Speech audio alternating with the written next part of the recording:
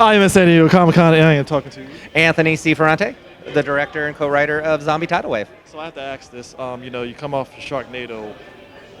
How do you just come up with this batshit crazy idea of a movie? Just Zombie Tidal Wave is like, how does that happen? Well, it happens in that, and Ian Ziering comes to me and goes, I want to do a movie called Zombie Tidal Wave. You want to do it? I'm going, of course I'm in.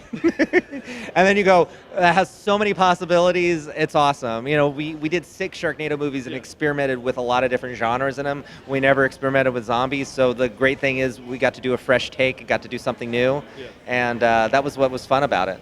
You know, and you know, look, there's so many zombie movies out there. Different variations. Yeah. So it's like, look, you know, we can never be Walking Dead. We can never be Fear the Walking Dead. We're never going to be a Romero zombie movie. But what we can be is we can be whatever we come up with. Yeah. And we definitely pay homage to the 1980s zombie movies. There's definitely a Fulci vibe to a lot of stuff that's in this.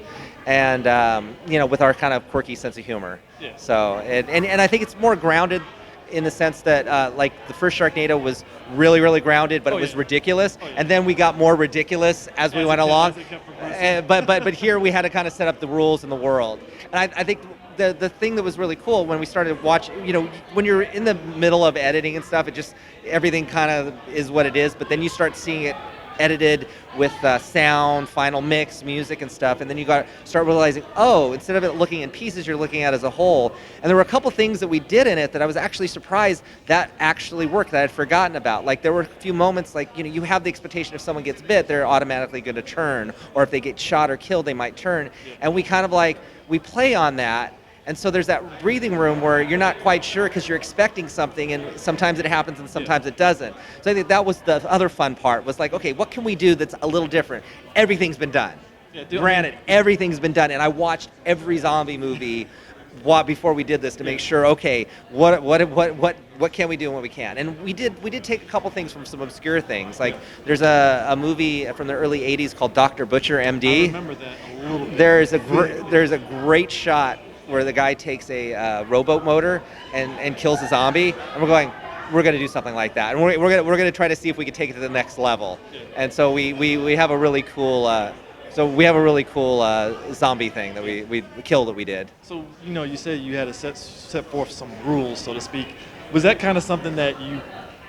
Because I mean, in something like this, you just want to go crazy. So do you think the rules kind of put y'all guys in a place where it's like, okay, we can't go too far crazy?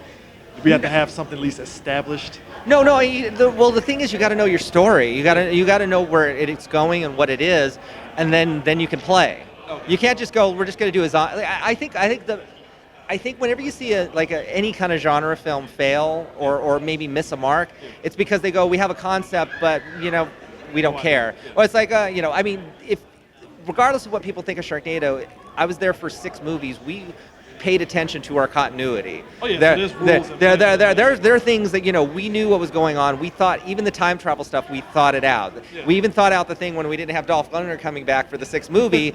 We came up with something that worked logically to me, that didn't feel like a cheat. So you know, I think that's the thing is with this, you know, we create the rules, and then we can kind of either veer outside the lines or just kind of play within it. We got to know where you're going in order to get to the finish line. Oh, definitely. Appreciate you taking the time. Yeah, no, thank you. Thank you so much. No problem.